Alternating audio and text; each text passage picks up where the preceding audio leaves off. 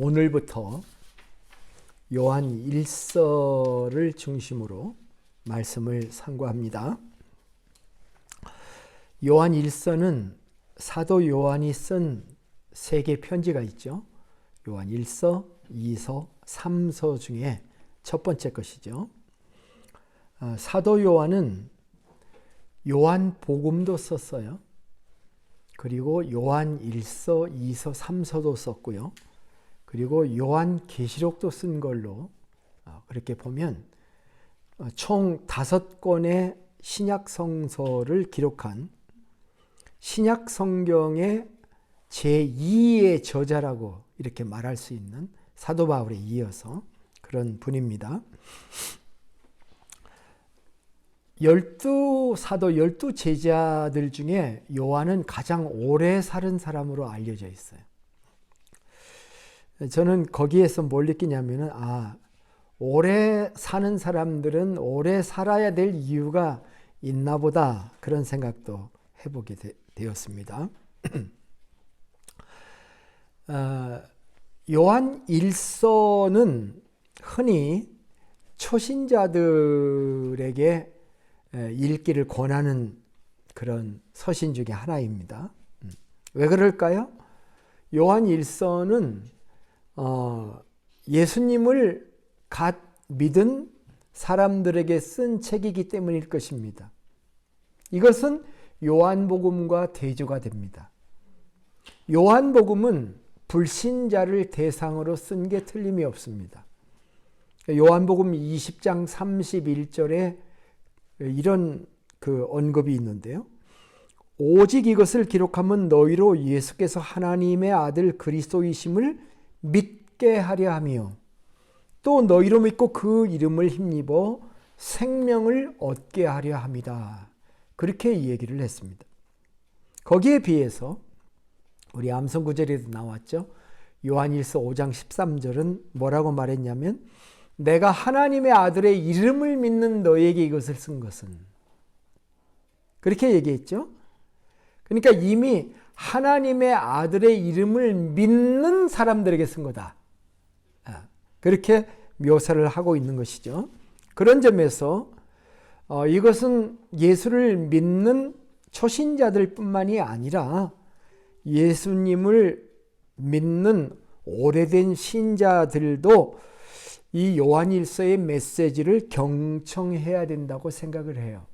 왜냐하면 이 짧은 서신 안에 요한일서는 몇 장까지 있죠? 5장까지 있습니다. 각 장의 절수를 다 합산을 해보니까 105절이에요. 105절. 이 105절의 짧은 편지에서 신앙생활의 가장 중요한 기초가 되는, 초석이 되는 원리들을 우리에게 전달해 주고 있기 때문에 그렇습니다. 내 믿음이 올바른 궤도에 있는가 하는 것을 이렇게 점검해 보기 아주 좋은 말씀들이다라고 하는 것입니다. 이제 오늘부터 시작한 요한 1서의 말씀들을 통해서 신앙이란 무엇인가 하는 그런 질문을 가지면서 가장 기초적인 그런 토대를 한번 점검해 보기를 원하고 이 말씀들을 하나님의 말씀으로 받았으면 좋겠습니다. 오늘 읽은 1절로부터 4절은 요한일서의 서론이라고 불릴 수 있겠죠. 여러분, 요한복음 첫 구절을 혹시 기억합니까? 요한복음 첫 구절은 태초에로 시작합니다. 창세기 1장 1절하고 똑같다고 그랬어요. 태초에 말씀이 계시니라. 이 말씀이 하나님과 함께 계셨으니 이 말씀은 곧 하나님이시니라. 말씀이라고 3번이나 강조를 했죠. 그 말씀이라는 단어는 헬라어 원문에 보면은 로고스라고 하는 L-O-G-O-S 로고스라고 하는 그런 단어입니다. 헬라어로. 그런데 요한 1서도 요한복음 1장 1절처럼 태초부터 시작을 하죠. 태초부터 있는 생명의 말씀이라고 얘기를 하고 있죠. 말씀입니다. 이 점에 있어서 요한 1서도 요한복음과 같은 저자이겠구나라고 하는 생각을 할 수가 있게 됩니다. 원래 로고스라는 단어는 당시 시대의 철학자들이 쓰던 용어였습니다. 로고스라는 단어를 제일 먼저 쓴 사람은 헤라클레이토스입니다. 그는 로고스를 만물의 균형을 잡는 원리다라고 하는 뜻으로 처음 사용했습니다. 그는 우리 그 철학 시간에 그런 거 들어본 적 있으면 우주의 근원을 이 사람은 불이라고 그랬다 그랬잖아요. 그는 우주의 근원을 불이라고도 표현했는데 로고스를 그런 불과 같은 거라고 생각을 했습니다. 로고스가 즉 인간의 삶과 지식의 원리가 된다라고 그는 생각했던 것입니다.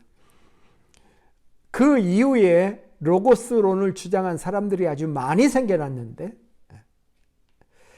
이 로고스론을 보면은 10개 정도의 로고스의 뜻이 있는데 그 중에 주목할 만한 의미가 있는 게 말, 언어, 단어의 뜻인 말과 이성이라는 뜻입니다. 그러니까 성서의 저자인 이 사도 요한은 이 철학적인 그 당시의 용어를 신앙적인 용어로 바꾸어 쓴 것입니다. 태초에 존재한, 태초 이전에, 태초부터 존재한 하나님을 그 당시 사람들이 이성이라고 말했던 로고스로 표현한 것입니다. 우주를 존재케 한 근본 이성, 너희들이 말하는 그 로고스가 다른 분이 아니라 하나님이고 그 로고스가 인간의 몸을 입고 이 세상에 오신 분이 바로 예수님이다. 이렇게 이야기를 하였던 것입니다. 요한복음 1장 14절 여러분 제가 읽으면 친근할 겁니다. 말씀이 육신이 되어 우리 가운데 거하심에 로고스가 육신을 입었다. 우리가 그의 영광을 보니 아버지의 독생자의 영광이요 은혜와 진리가 충만하더라. 그렇게 말했습니다. 그런데 요한복음의 로고스와 요한 1서의 로고스에 약간의 차이점이 있다고 한다면 접촉점입니다. 요한복음의 로고스를 설명할 때 우리가 보니라고 했죠. 말씀이 육신이 되어 우리 가운데 거하심에 우리가 그의 영광을 보니라고 표현을 한 데에 비해서 요한 1서는 훨씬 더 체험적입니다. 훨씬 더 스킨십이 가깝습니다. 오늘 요한 1서 1장 1절과 2절이 그렇게 말하고 있는 거죠. 보세요. 태초부터 있는 생명의 말씀에 관하여는 우리가 들은 바요. 뭘로 듣는 거죠? 우리가 들을 때 뭘로 들어요? 귀로 듣는 거죠. 눈으로 본 바요. 자세히 보고 우리의 손으로 만진 바라. 보세요. 귀, 눈, 손. 이 생명이 나타내신 바 된지라 이 영원한 생명을 우리가 보았고 또 입으로 증언하고 너희에게 전하노니. 마치 도마가 부활하신 예수님을 그 못 박힌 손과 발을 만져본 느낌과 같은 것이라고 할까요? 사도들에게 있어서 예수님은 3년 동안 생생하게 체험한 예수님이고 갈릴리에서 보았고 변화산상에서 보았고 겟세마네에서도 보았고 십자가에서도 보았고 부활하신 예수님도 만났고 이 모든 그들의 일상생활을 통해 만져보고 듣고 이 모든 체험의 경험을 그들이 가지고 있었던 거죠. 이런 점에서 요한 1서는 보다 더 요한복음보다 그 예수님을 만져보았다, 들었다, 이런 구체적인 체험적 표현들을 하고 있는 것이 요한일서의 특징이다, 이렇게 말할 수 있겠습니다. 자, 서론이 좀 길었습니다만은 저는 오늘 이 본문에서 제목을 우리의 사귐은 점점 이렇게 그냥 점 2개 그냥 찍은 거 아닙니다. 우리의 사귐은 점점 이렇게 로 제목을 정했다는 걸 기억해 주시기 바랍니다. 지난 시간 우리는 제가 에베소서를 마치면서 지난 시간의 제목이 무엇이었죠? 형제됨의 축복이었습니다. 그런데 오늘 말씀은 결국 그 형제들과의 사귐에 대한 얘기를 지금 하고 있다는 게 참 놀랍습니다. 물론 제가 그것 때문에 요한일서에서 온 것은 아닙니다. 그래서 요한일서에 왔는데 결국 지난 시간의 말씀과 메시지가 연결되는구나 하는 것을 깨달을 때 이거 하나님의 인도하심이로구나, 그렇게 생각을 하였습니다. 아시겠지만은 이 우리의 사귐은 이라는 이 말은 3절 후반부에서 나온 말씀입니다. 3절에 이렇게 말했죠. 우리가 보고 들은 바를 너희에게도 전함은 너희로 우리와 사귐이 있게 하려 함이니, 우리의 사귐은 그 말입니다. 우리의 사귐은 아버지와 그의 아들 예수 그리스도와 더불어 누림이라. 그 아버지가 있고 그의 아들 예수 그리스도가 있습니다. 우리가 이것을 쓰면 우리의 기쁨이 충만하게 하렵니다. 이 3절, 4절에도요, 우리라는 단어가 여러 번 등장합니다. 먼저 생각할 것은 우리라고 하는 게 누구인가라는 것입니다. 이 요한 1서는요, 수신인이 밝혀 있지가 않습니다. 그래서 우리가 누구인가 하는 것을 명확하게 설명 않기 때문에 알 수가 없지만, 말씀을 전체적으로 쭉 살펴보면은 대개 세 종류의 부류가 여기 우리에 들어간다고 생각합니다. 첫째는 사도들입니다. 말씀을 전하는 사람들의 입장에 쓴 사람들이에요. 그러니까 3절 초반에 우리가 보고 들은 바를 너희들에게도 전함은 그러잖아요. 그 우리는 보고 들은 사도들입니다. 1절, 2절로 보면은 태초부터 있던 생명의 말씀을 눈으로 보고 손으로 만진 바로 그 사람들이죠. 그 메시지를 그들이 보았고 증언하고 전한 사람들, 체험자들입니다. 위트니스들이에요. 증언이라는 단어를 거기 썼어요, 그들이. 증언하여 너에게 전하노니. 그러니까 사도들이 첫 번째 우리입니다. 둘째 우리는 사도들에 의해서 예수를 믿은 그리스도인들입니다. 처음에 이들은 본문에서 너희라고 불립니다. 너희. 2절에도 보면은 너희가 나오죠. 그런데 처음 복음을 증언할 때만 해도 너희였던 그들이 주님을 믿은 다음에는 어느덧 우리로 스리슬쩍, 이 표현 아십니까? 스리슬쩍 너희가 우리로 변하게 됩니다. 이것이 3절, 4절을 보시면 우리가 보고 들은 바를 너희에게도 전하면, 그렇죠. 너희가 우리가 있고 너희가 있어요. 그런데 너희로 우리와 사귐이 있게 하려 함이니, 그러잖아요. 너희와 우리가 함께 사귀면서 지나가다 보면은 스리슬쩍 그 너희가 우리 속에 들어오게 된다는 것입니다. 이 3절, 4절을 가만히 보면은 세 가지 행동들이 있어요. 우리의 전함은 이라는 표현.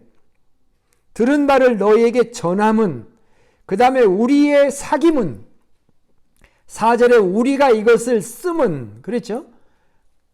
전함은, 사귐은, 쓰면, 이 세 가지 행위들에 대한 언급이 있습니다. 복음을 증거하고, 그들과 사귀고, 말씀들을 기록하고, 이 모든 것이 결국은 너희였던 사람들이 우리 속에 들어오게 되어서 결국은 다 우리라는 무리 속에 모아들이게 되는 것입니다. 마치 우리가 에베소서 2장 18절부터 22절에서 바울이 이런 말을 했죠. 이는 그로 말미암아 우리 둘이 한 성령 안에서 아버지께 나아감을 얻게 하려 하심이라. 그러므로 이제부터는 너희가 외인도 아니요 나그네도 아니요 오직 성도들과 동일한 시민이요 하나님의 권속이라. 너희는 사도들과 선지자들의 터 위에 세우심을 입은 자라. 그리스도 예수께서 친히 모퉁이 돌이 되셨느니라.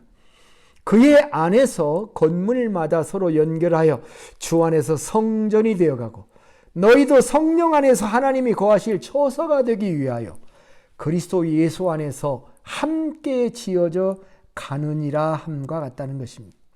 결국 우리는 누구입니까? 처음에는 사도 그룹이었는데 그 다음에는 믿는 자 그룹이었고 나중에는 함께 이 둘을 포함하는 용어가 되었다는 것입니다. 언제부터 그렇게 되었나요?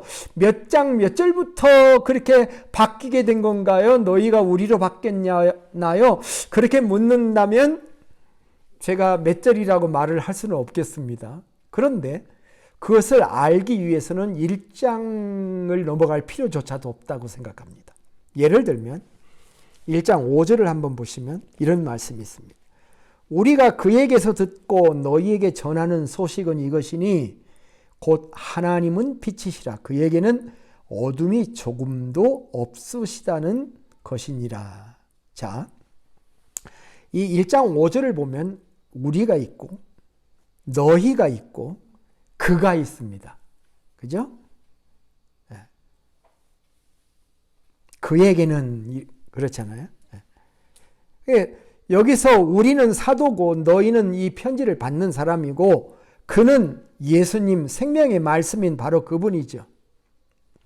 차차 설명을 하겠지만 요한 1서에 큰 두 가지 메시지가 있습니다. 그 소식이라고 표현을 했어요. 그러니까 1장 5절에 보면 너희에게 전하는 소식이라는 말을 썼잖아요. 이 소식이 영어 성경에는 메시지라고 표현을 하기도 하는데 요한 1서에 두 개의 소식이 있어요. 그 한 가지 소식이 하나님은 빛이시다라고 하는 게 한 가지 소식인데요.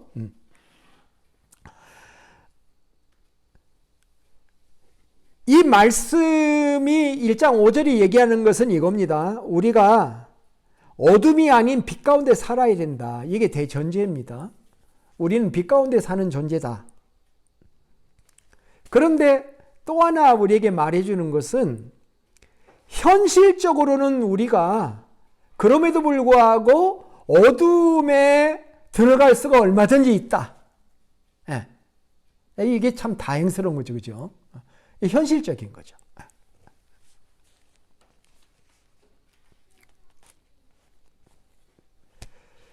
그래서 그럴 경우에 자기의 잘못을 인정하고 우리의 죄를 자백해야 된다는 게 우리가 잘 알고 있는 1장 9절에 이렇게 말하고 있잖아요. 만일 우리가 우리 죄를 자백하면 그는 미쁘시고 의로우사 우리 죄를 사하시며 우리를 모든 불의에서 깨끗하게 하실 것이요. 자, 시작은 우리로 시작을 했고 너희로 구분을 해놨는데 빛이신 하나님을 설명하는 과정에서 우리가 다 부족한 사람들이기 때문에 우리가 빛 가운데 살아야 되는 건 맞지만 우리가 어두움 가운데 있는 것을 발견하게 되면 즉시 자백을 해야 된다. 그렇게 얘기를 할 때 우리가 우리 죄를 자백한다고 할 땐 우리 속에는 사도는 안 들어가겠습니까? 아니죠. 그들도 당연히 들어갑니다. 그래서 그 우리 속에는 복음을 전한 자들뿐만 아니라 복음을 받은 자들까지도 함께 들어가는 우리다. 그 얘기를 지금 하려고 하는 겁니다. 그래서 우리의 사귐은이라는 말이 사도들만도 아니고 사도들의 말을 듣고 믿었던 1세기 그리스도인만이 아니고 오늘 우리들의 언어가 될 수 있다는 것입니다. 이것이 우리들의 사귐이라는 말의 뜻입니다. 그 출발점을 얘기하고 싶은 겁니다. 자, 아까 요한 1서에는 5장이 있고 절수를 다 합하면 몇 절이라고 그랬죠?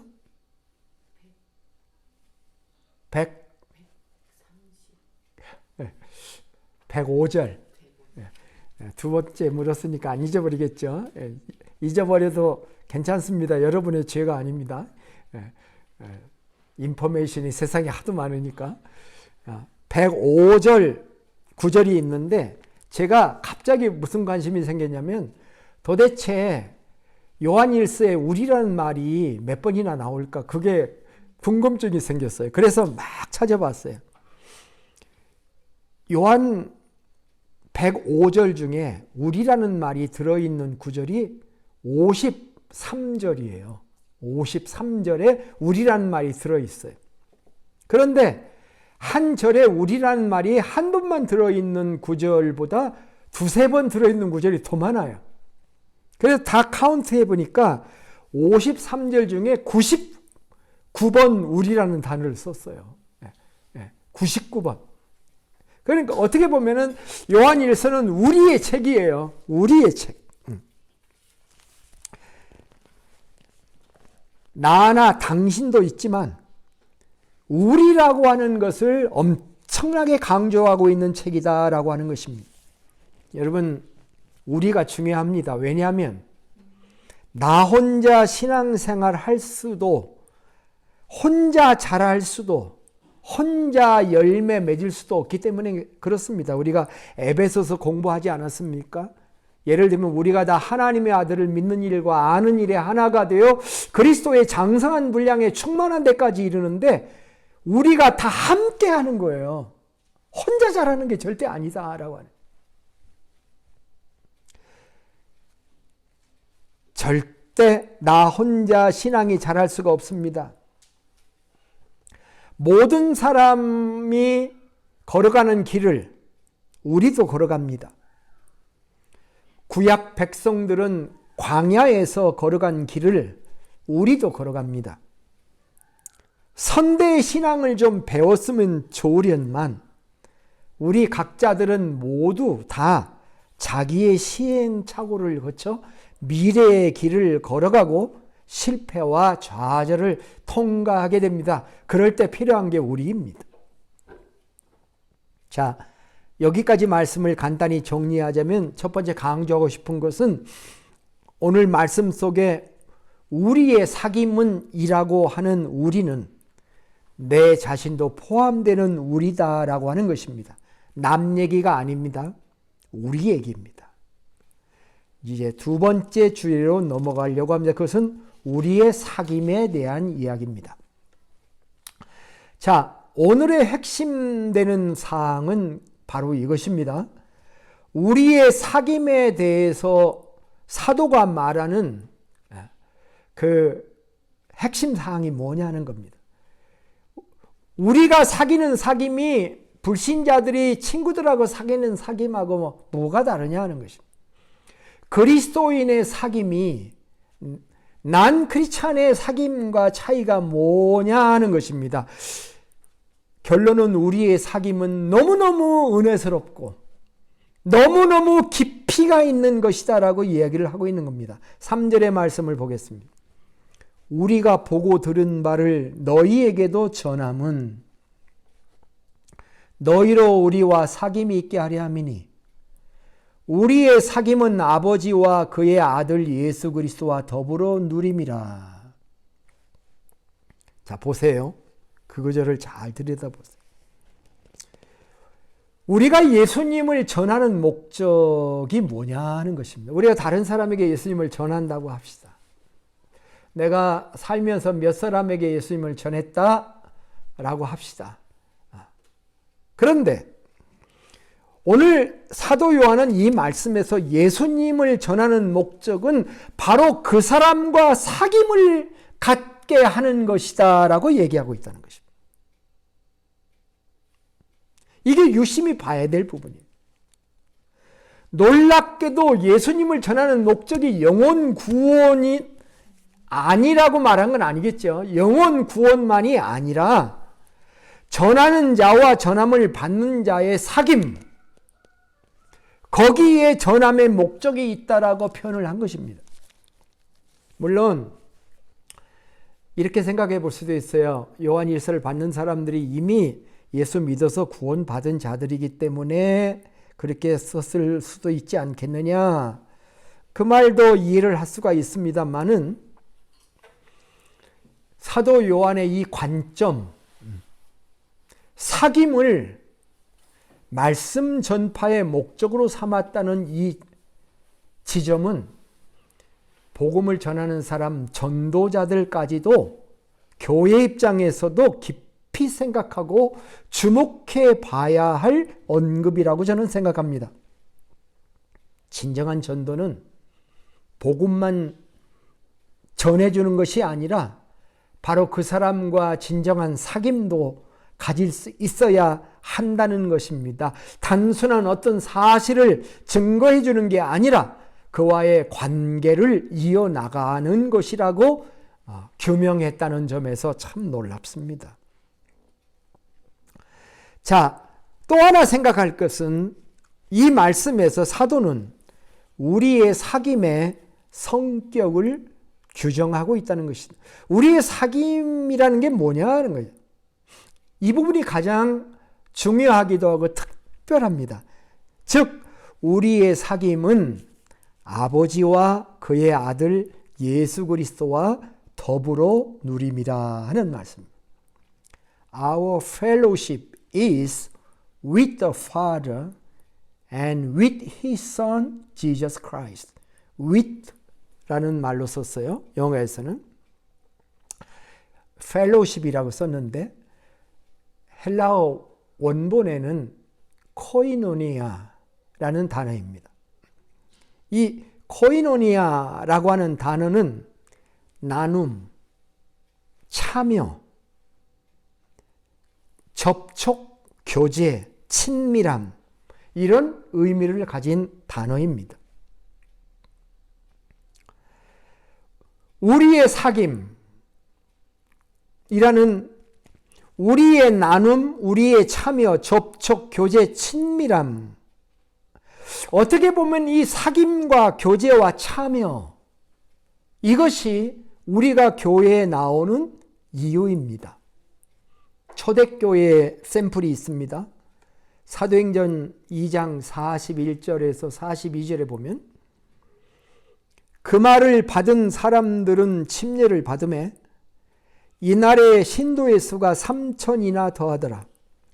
그들이 사도의 가르침을 받아 서로 교제하고 서로 코이노니아를 하고 떡을 떼며, 이건 성만찬을 얘기하는 것입니다. 오로지 기도하기를 힘쓰니라.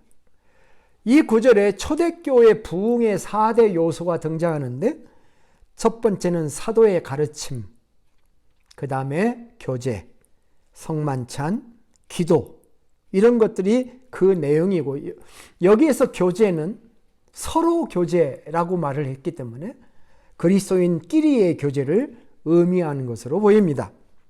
그런데 오늘 요한 1서에서 사도 요한은 우리에게 전해준 우리의 사귐은 이라고 말할 때 그 우리의 교제는 단지 우리끼리의 교제를 의미하는 것보다 차원이 높고 깊습니다.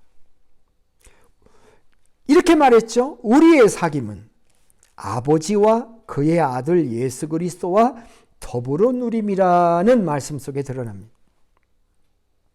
이 말씀은 그리스도인이 서로 사귈 때 아버지 하나님에 대한 얘기, 예수님에 대한 얘기를 많이 섞어서 해야 됩니다라고 하는 말씀이 아닙니다.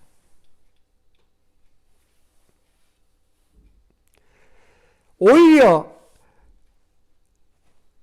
아버지와 아들이 우리의 사귐을 가지기 위해서 무슨 일을 하셨는지 하는 것을 아는 데서부터 시작하고 발전시켜 나가야 된다는 말씀으로 저는 봅니다.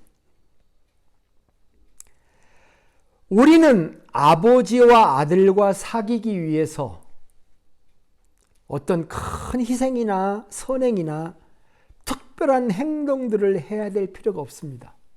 정말 그래야 될 필요가 없습니다.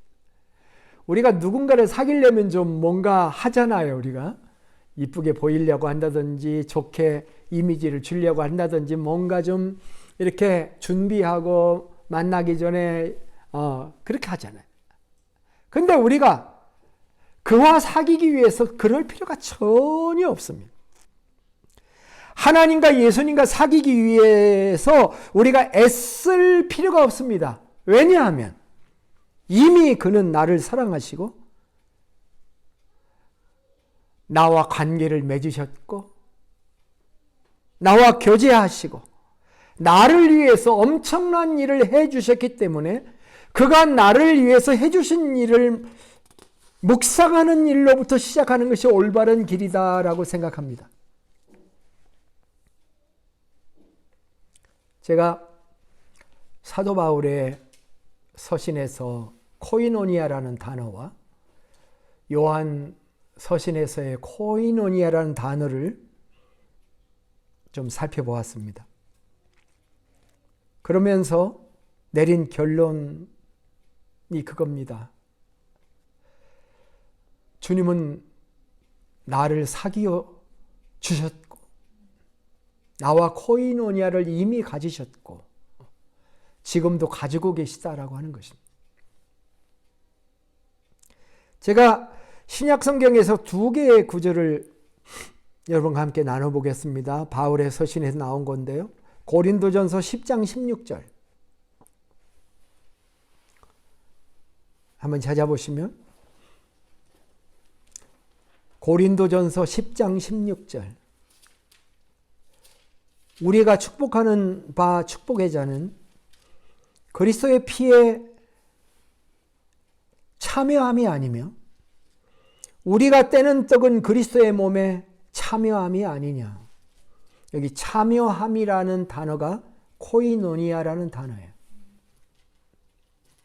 코이노니아는 참여한다는 뜻이 또 있습니다.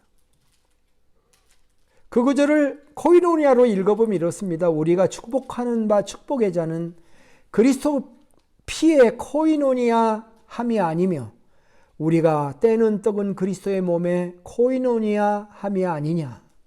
이거 성만찬에 대한 얘기예요. 예수님의 떡과 잔을 먹고 마시면서 주님과 교제를 나누고 거기에 주님의 몸에 참여한다라고 하는 교훈이죠.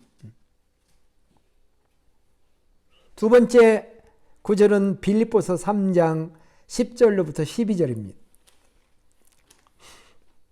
빌립보서 3장 10절로부터 12절 내가 그리스도와 그 부활의 권능과 그 고난에 참여함을 알고자 하여 그의 죽으심을 본받아 어떻게 해서든지 죽은 자 가운데서 부활에 이르려 하노니 내가 이미 얻었다 함도 아니요 온전히 이루었다 함도 아니라 오직 내가 그리스도 예수께 잡힌 바 된 것을 잡으려고 달려가노라.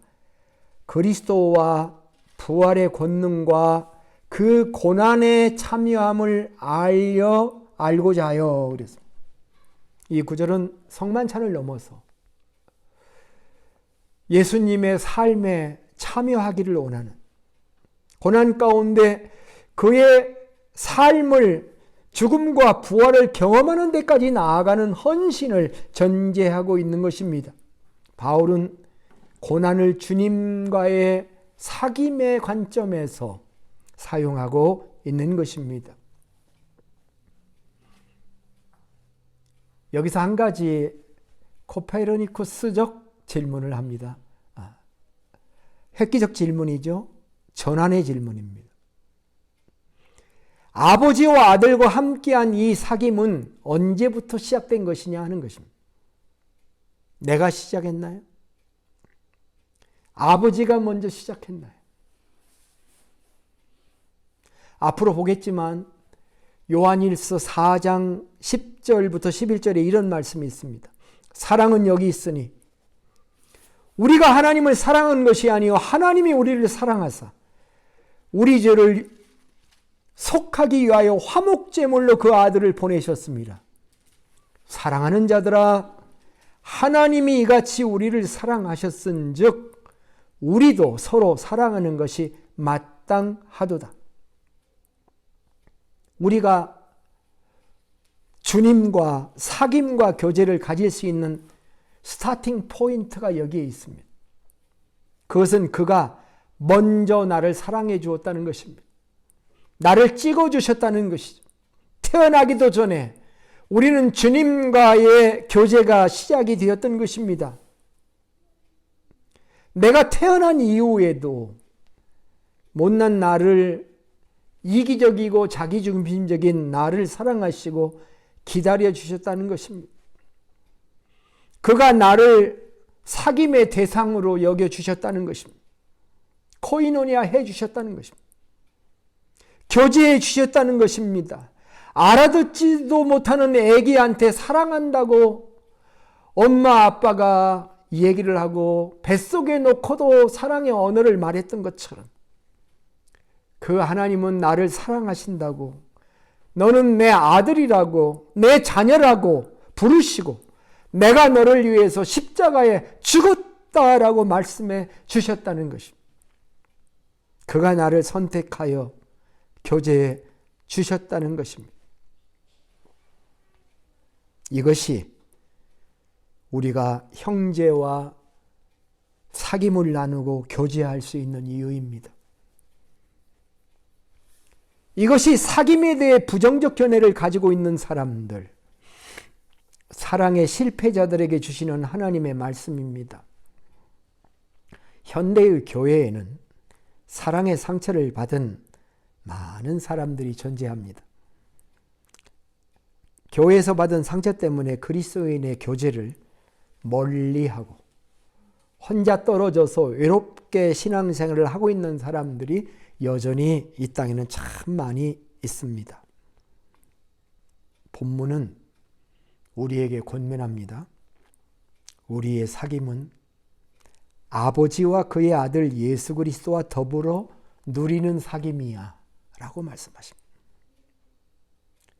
우리의 아버지와 우리의 구주인 예수 그리스도께서 나를 찾아와 주셔서 나눈 사귐, 그의 사랑의 사귐을 받아본 우리들이 이 사랑을 해 나갈 수 있다는 것입니다.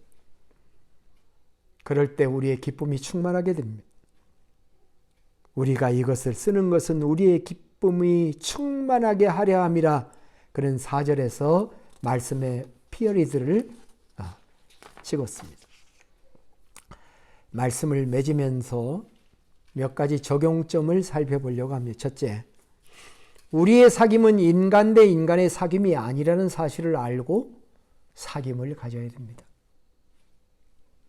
인간 대 인간으로 사랑하면 약점만 보일 수가 있고 나중에는 실망하게 되고 그 사귐은 무너질 수 있게 되어 있습니다. 어쩌면 우리는 그런 참된 사랑, 아가페 사랑을 할 수 없는 존재입니다.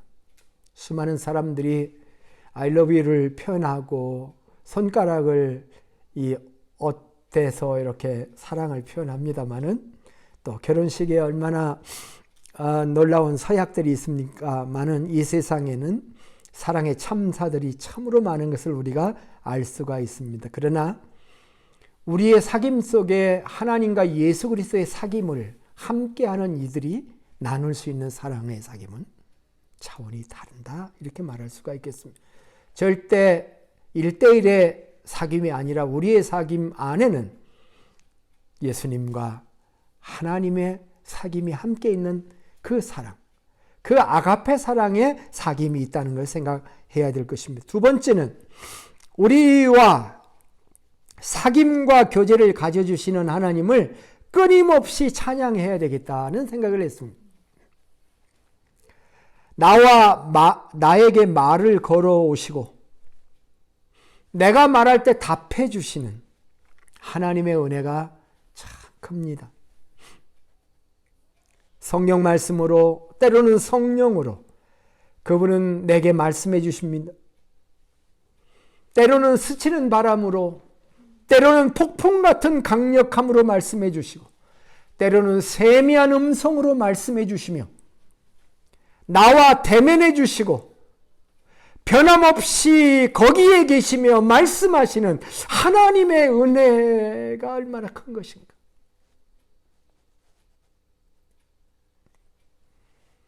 나같이 부족한 사람을 코이노니아의 대상으로 삼으시며 내가 알기도 전에 나를 사랑하시며 나와 관계해 주시고 변함없이 지금도 가슴앓이를 하고 계시는 주 예수 그리스도와 하나님의 이 크신 사랑을 우리는 찬양하며 영광 돌릴 때에 이 땅의 문제들이 순식간에 녹아질 수 있는.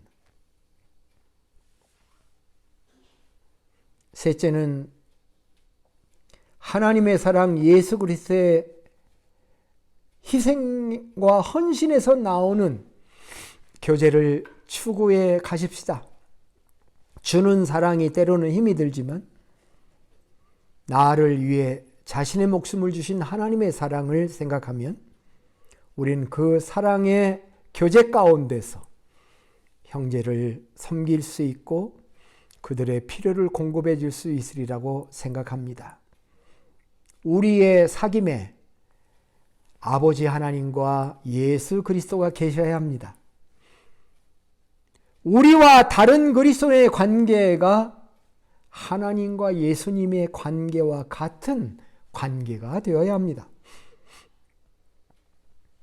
아버지와 아들의 관계를 신약 성경에서 보면 참 아버지는 아들을 존중하고 아들에게 선택의 기회를 주고 배려합니다. 아들은 자원하는 마음을 가지고 순종하고 하나님께 헌신을 하게 됩니다. 아버지와 아들의 사귐이 참 아름답습니다.